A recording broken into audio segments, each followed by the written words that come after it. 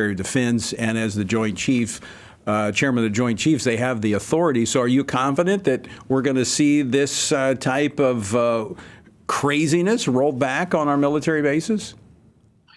Trust but verify, a great leader once said. And so we're asking folks who experience this divisive wokeness to go to gaetz.house.gov, share with us the information so we can bring it forward, highlight it, and then defund it. Get rid of the authorities that even allow this nonsense, whether it's dividing people on gender or on race or on belief. I oppose that. I think that one of the remarkable things about our military is that they are in a community of common fate. Included in that is a common sense of mission and patriotism and love of country, and driving a DEI agenda into the military actually has the opposite effect of what some of those people think it might. Yeah. Well, let me first just say thank you and applaud your efforts in focusing on this, because some don't want to touch it, but I'm with you. I think it is absolutely important that our military focus on its mission, and that is fighting and winning wars, not promoting drag queen story hours and the rest of this woke agenda.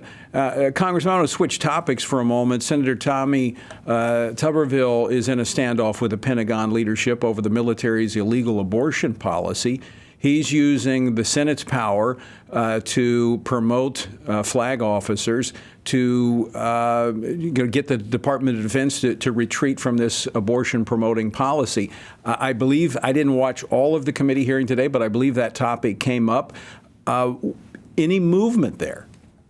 Well, I would ask all of your viewers to pray for strength for Senator Tuberville. I stand with him, and there is immense pressure on him from Democrat senators, Republican senators, lobbyists, the military-industrial complex to cave. But what Senator Tuberville is righteous. He is making sure that our money that we pay in taxes is not being used to facilitate abortions through travel and reimbursement. This is something our military never would have done before, because it is against federal law to use taxpayer funding for abortions. And when the Department of Defense just ignores federal law because they're in some spasm in response to the Dobbs decision, that should not allow things to just remain as normal. One of the accountability tools that senators have is to put a hold on promotions. And if this is going to be a Department of Defense that violates federal law, that takes away our right to reserve our nation's funds away from the abortion enterprise,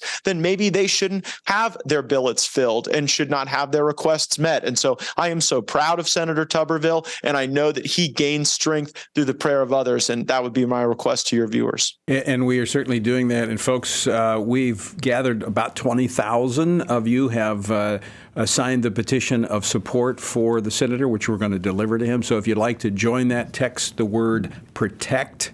Text the word PROTECT to 67742. That's 67742, the word PROTECT. And we're going to get that to him. Congressman, the Senate has that ability when it comes to promotions. They're the ones that advance those, confirming those promotions. But the House, under Republican leadership, really is controlling the purse strings. So do the two levers we have there over the Department of Defense, are we going to see some action by them in moving away from these harmful policies?